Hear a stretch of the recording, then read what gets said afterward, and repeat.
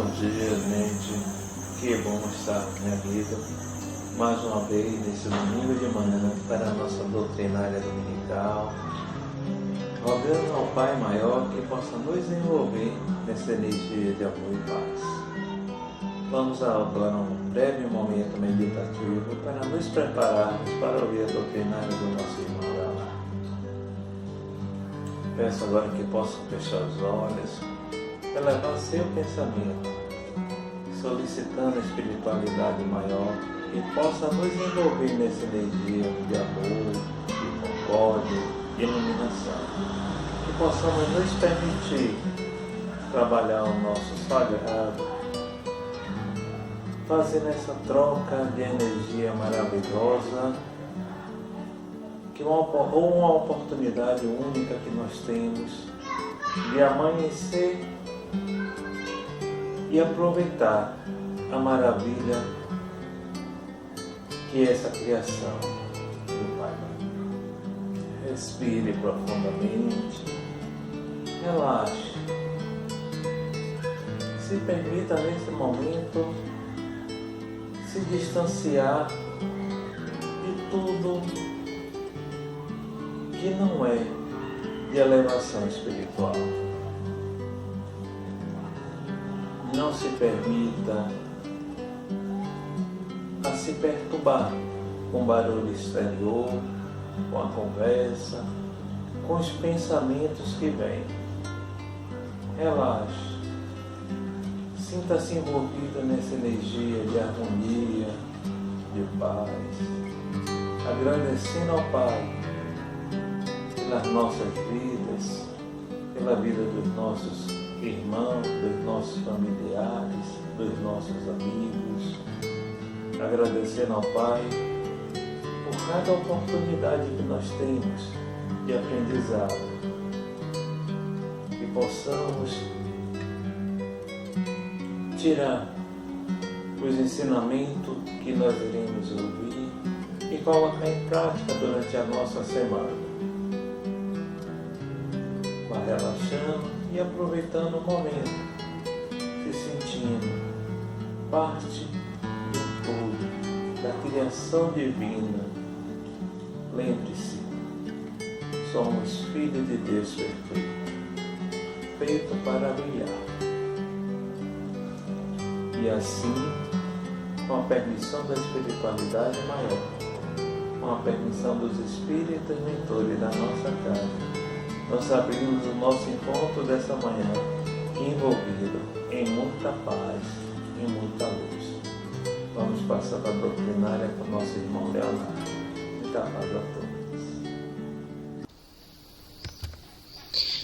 Olá pessoas, tudo bem? Meu nome é Leonardo Silveira. A temática tem tudo a ver com o dia de hoje. Eu digo dia de hoje me referindo ao primeiro dia de exibição dessa palestra, que está ocorrendo, né, num domingo de Páscoa. Então, assim, é uma felicidade muito grande estar nesta data que é tão importante para o mundo cristão, é tão importante em termos de simbologia e tem tudo a ver com o que nós vamos refletir hoje, tem tudo a ver com o contexto desafiador e difícil que a gente está vivendo no planeta. Então, trata-se de discutir sobre a natureza soberana a partir do livro A Bússola e o Leme de Haroldo Dutra.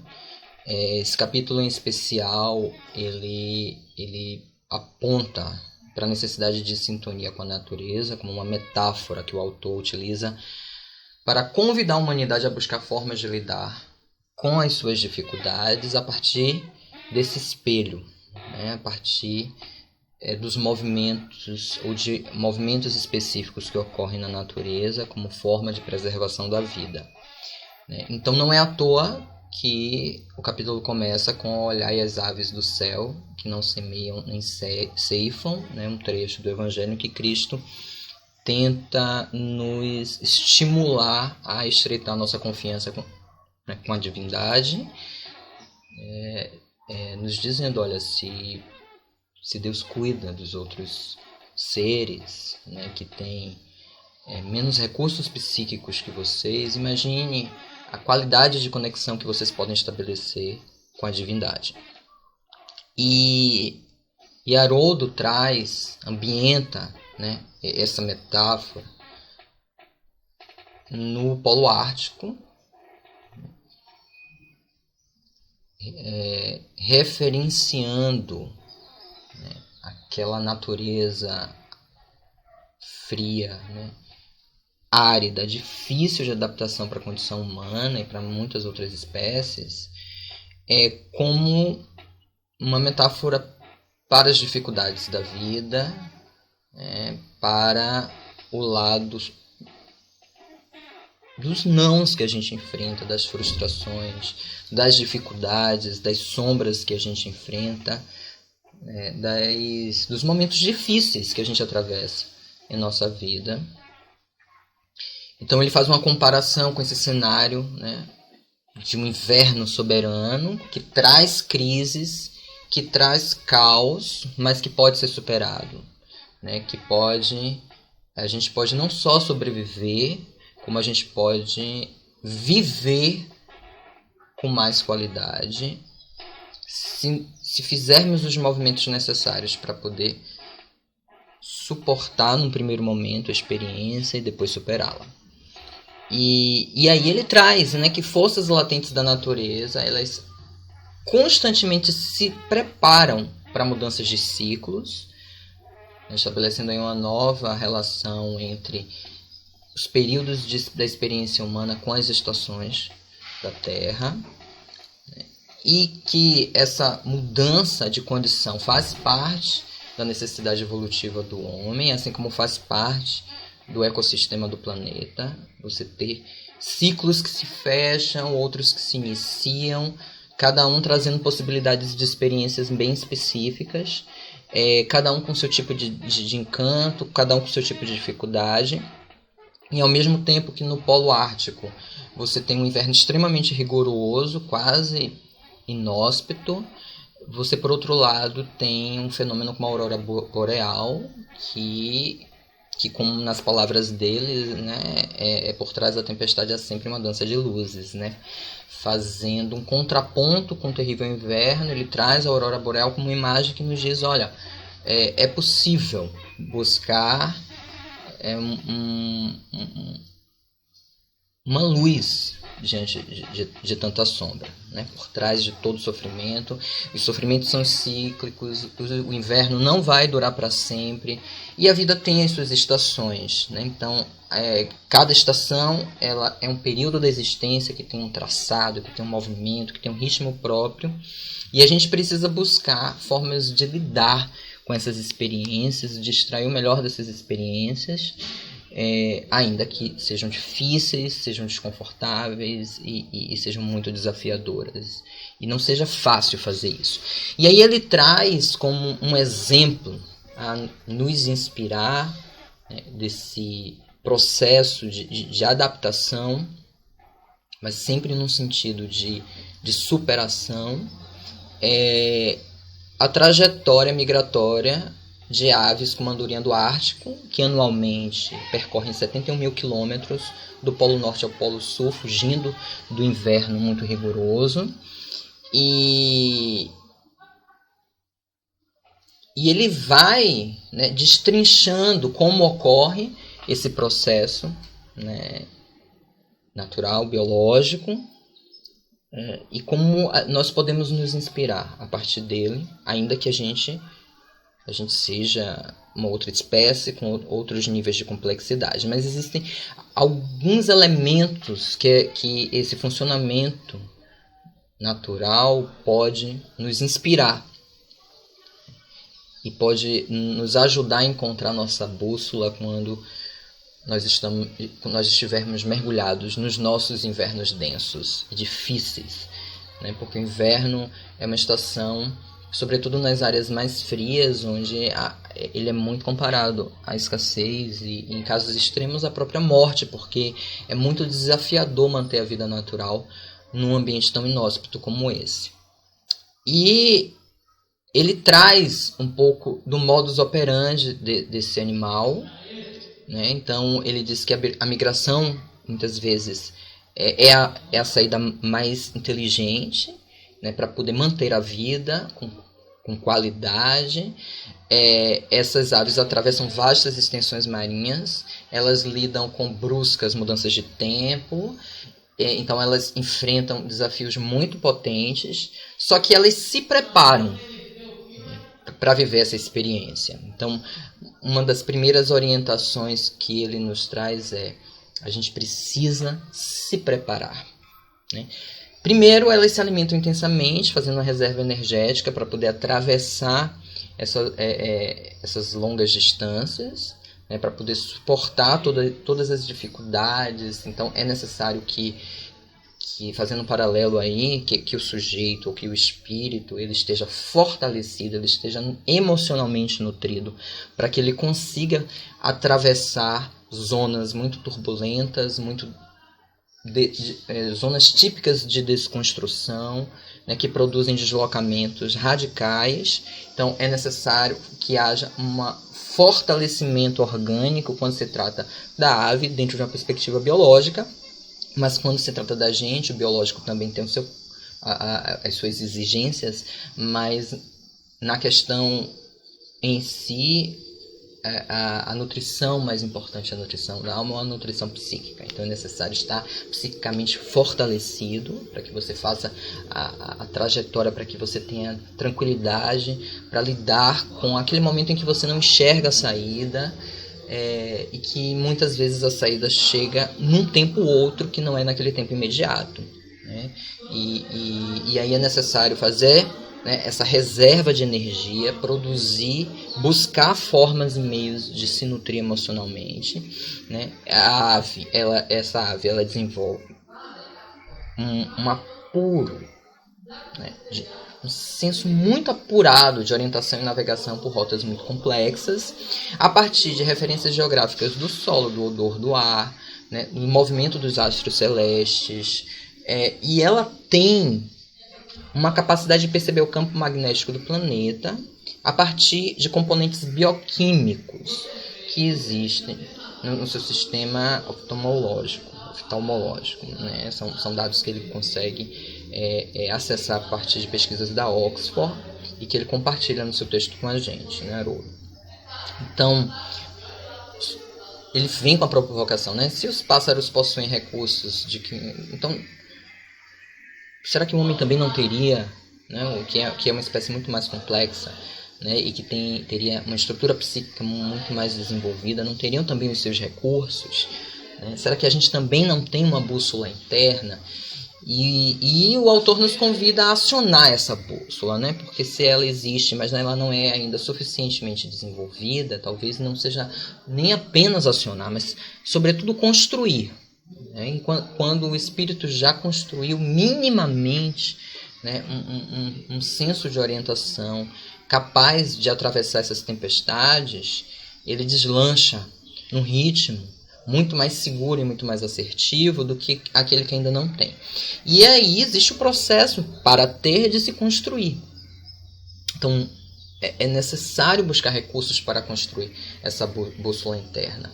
Que a gente tem recursos, né, bioquímicos que nos auxiliam no processo de superação, né, de manutenção da espécie, que tem a ver, né, com o campo da matéria no que tange a lei, né, de conservação, mas o humano não se reduz nem se resume ao campo bioquímico, tem algo que extrapola isso e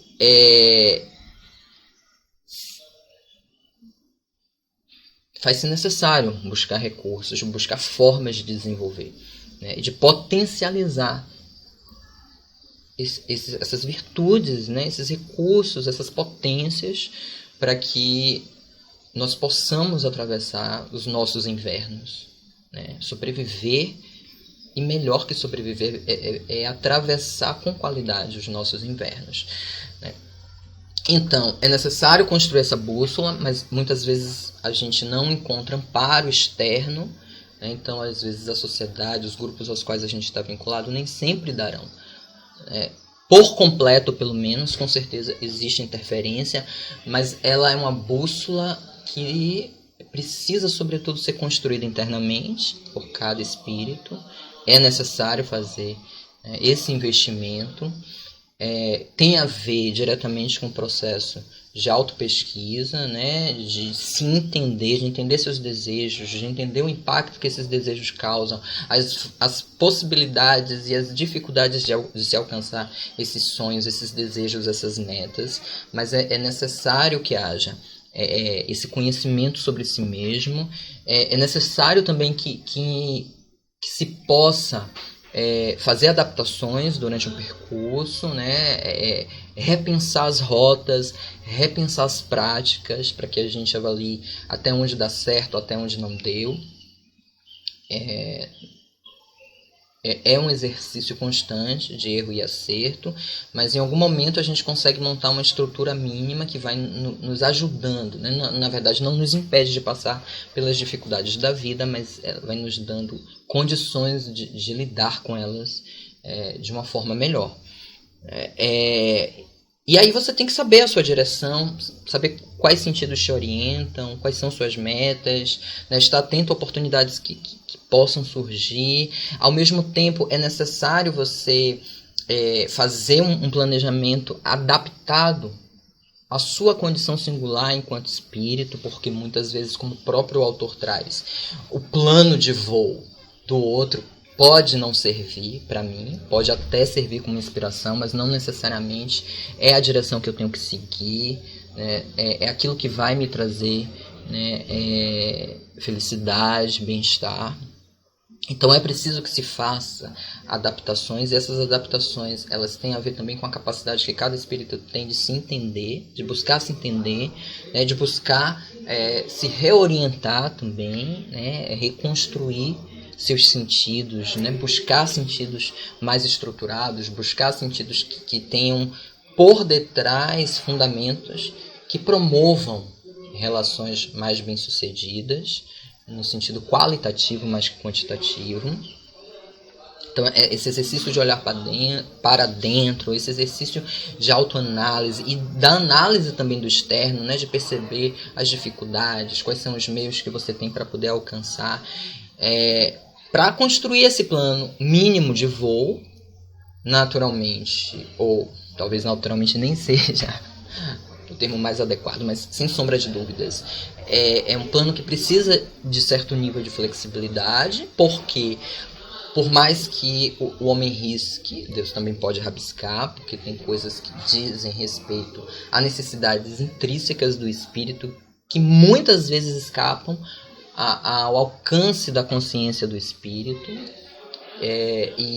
Então, assim, é necessário reavaliar também. Então, esse plano de voo ele precisa ser mínimo, ele precisa ser organizado, estruturado, mas se ele for também muito rígido, e se ele for um ideal muito rígido, ele também atrapalha, porque durante esse processo, né, intempéries, elementos não previsíveis podem acontecer, e a gente tem que ter a flexibilidade necessária para manter o nosso foco. Mas às vezes é necessário mudar as rotas, né, porque existem rotas que ficam mais seguras do que outras. Às vezes é necessário enfrentar rotas mais turbulentas, porque o processo de aprendizagem será mais eficaz. Então, é um processo árduo de autoanálise, né? A reforma íntima está diretamente vinculada a esse processo.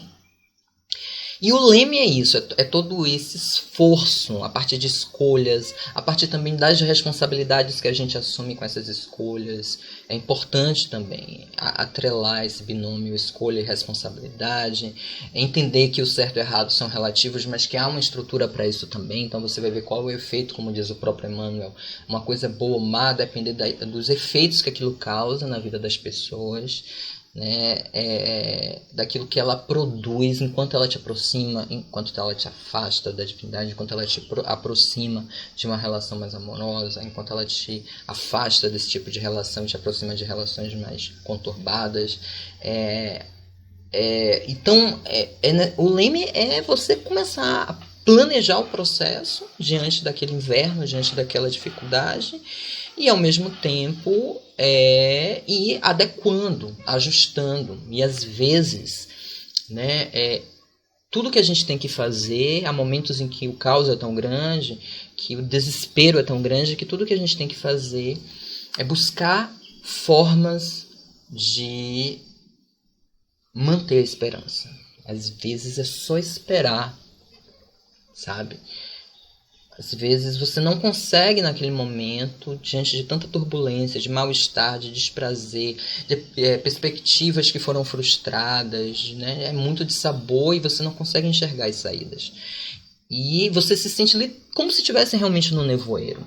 Então, às vezes, o que se pode fazer naquele momento é buscar recursos para manter a calma, manter a esperança, mesmo que a gente não esteja vendo nada, né? É o exercício de crer sem ver. É o exercício também de estreitar a confiança na divindade. E lidar com aquilo que nos escapa, com aquilo que a gente não controla. Porque por mais que haja um planejamento, esses planejamentos furam também. Né? Por quê? Porque o processo é dinâmico. Existem coisas que nos escapam. Né? Existem coisas que a gente não consegue prever. Mas é necessário você ter um plano mínimo de orientação. Senão você não tem uma rota. Você não tem um sentido a percorrer. Você fica à deriva. Completamente à mercê, né, das circunstâncias. Por outro lado, é necessário ter também flexibilidade para que você consiga aproveitar as oportunidades à medida em que o cenário vai mudando e vai lhe trazendo informações diferentes da que você previu. Porque senão a bússola fica muito dura, muito rígida, e isso vai te levar muitas vezes a caminhos bem dolorosos, né? Então, no final das contas, o texto tenta, né, como diz o próprio autor, nos convidar a buscar recursos para suportar os invernos, as intempéries. Necessário também derrubar algumas idealizações, como a ideia de que a vida do humano equivale apenas a um céu de brigadeiro, onde tudo tem que ser lindo, perfeito, maravilhoso. Eu só posso me movimentar quando eu tiver todas as condições ideais, né, ao meu redor. E muitas vezes esse aprendizado ele não chega pronto, né? Às vezes alcançar uma melhor condição, ela não parte de uma realidade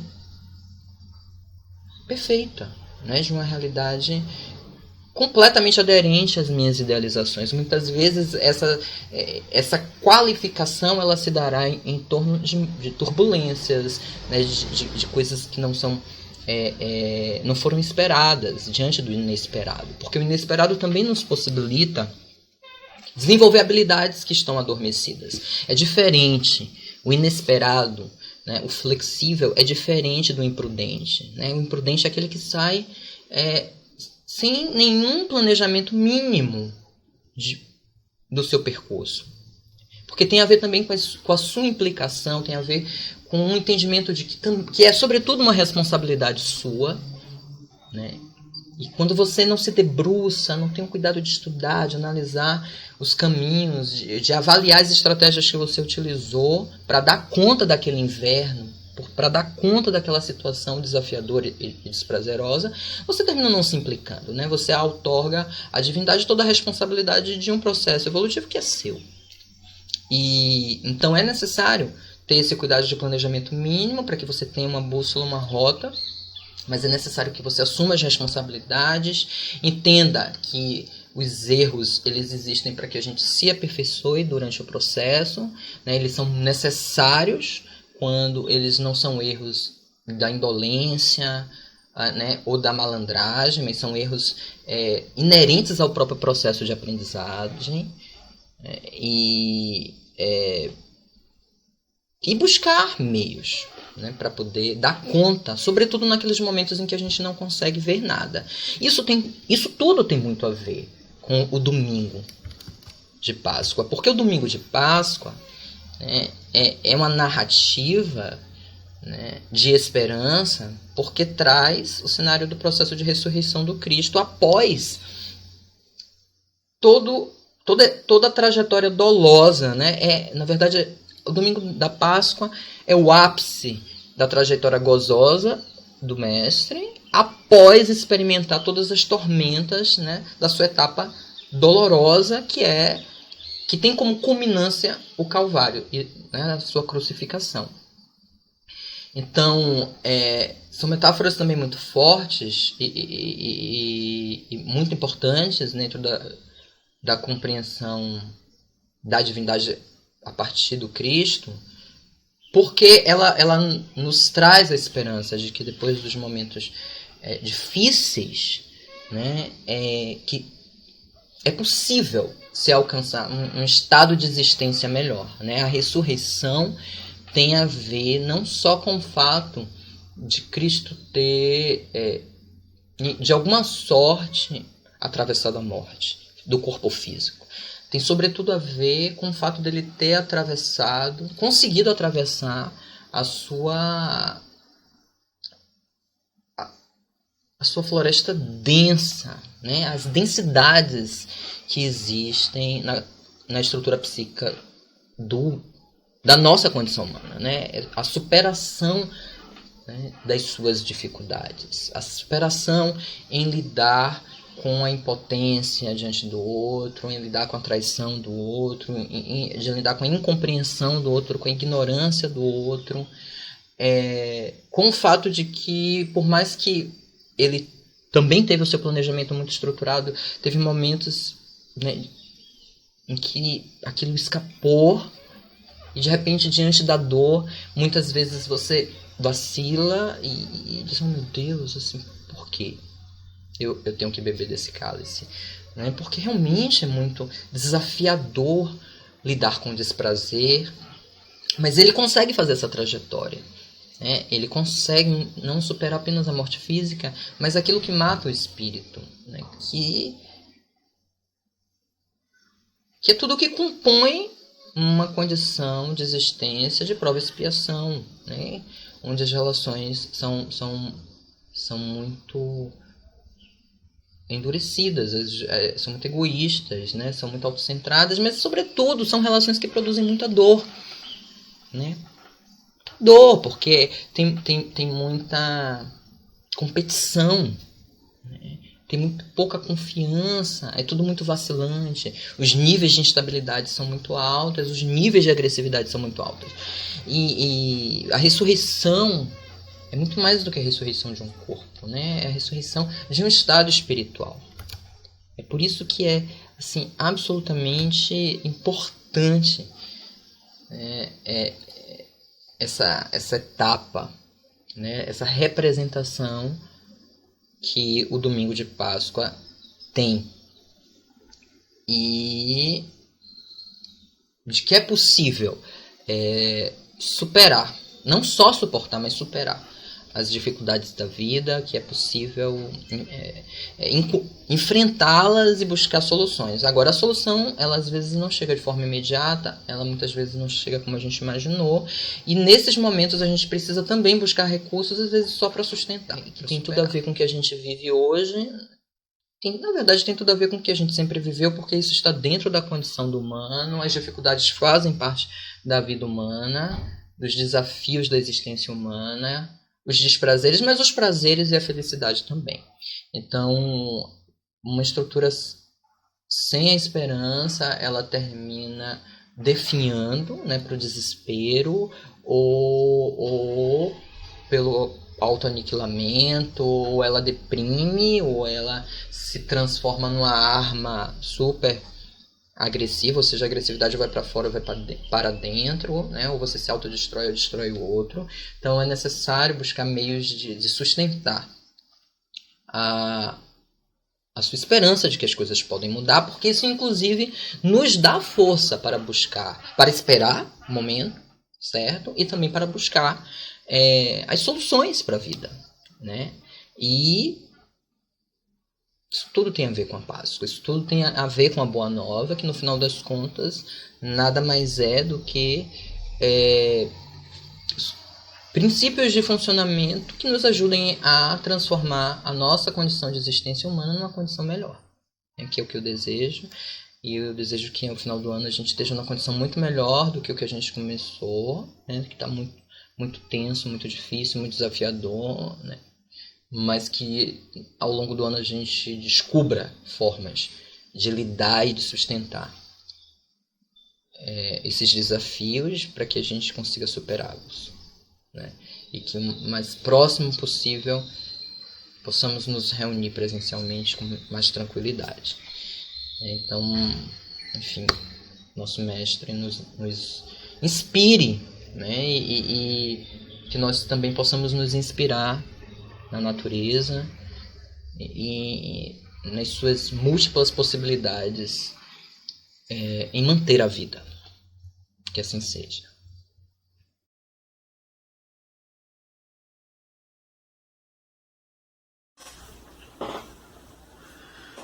Vamos agradecer ao nosso irmão Leonardo que trouxe a palavra nessa manhã, nos levando à reflexão, fazendo com que possamos refletir sempre sobre os ensinamentos do Mestre.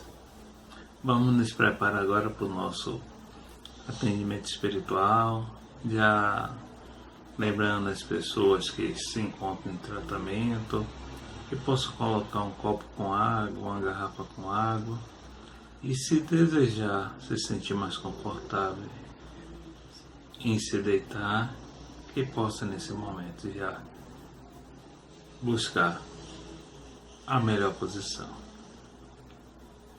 Vamos fechar nossos olhos mais uma vez e solicitar o auxílio da espiritualidade maior a nos envolver nessa energia de amor e de paz. Solicitamos os atendentes espirituais que nesse momento possa vir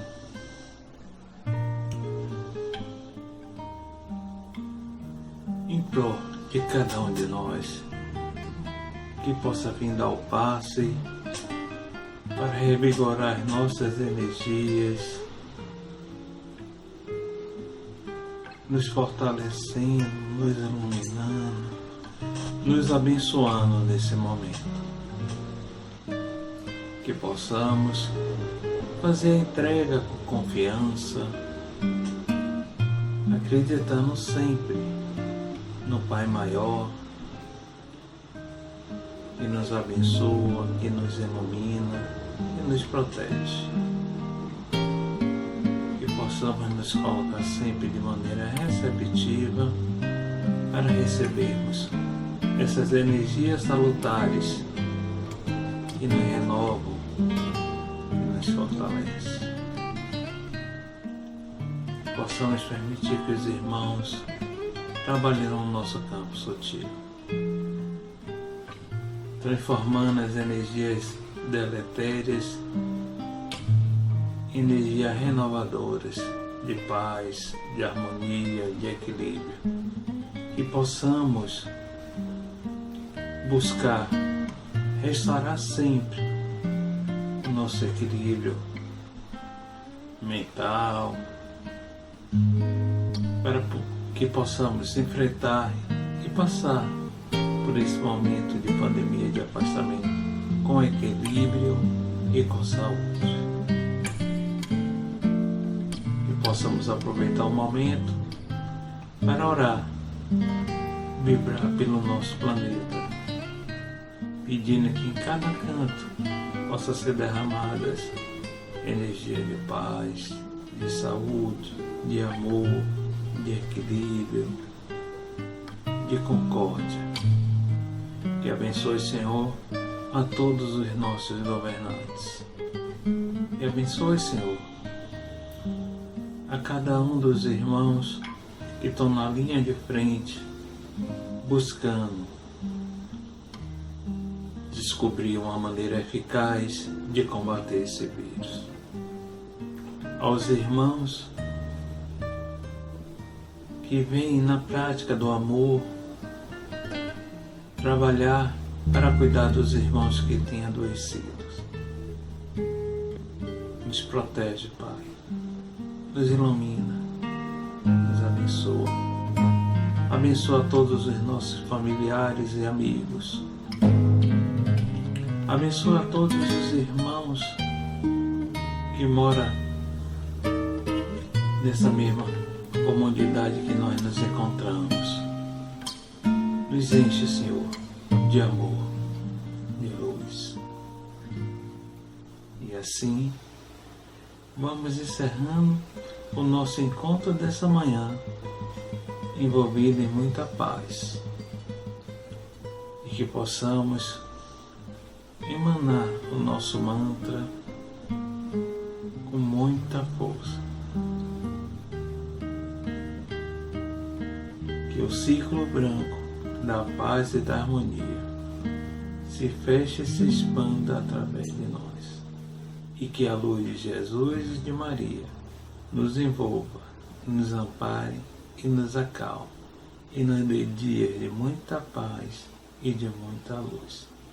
E que possamos ter uma semana repleta de boas notícias. E como eu sempre digo, se possível, continue em casa. E logo em breve estaremos juntos. Que o Senhor nos abençoe, nos ilumine agora e sempre. Muita paz para todos.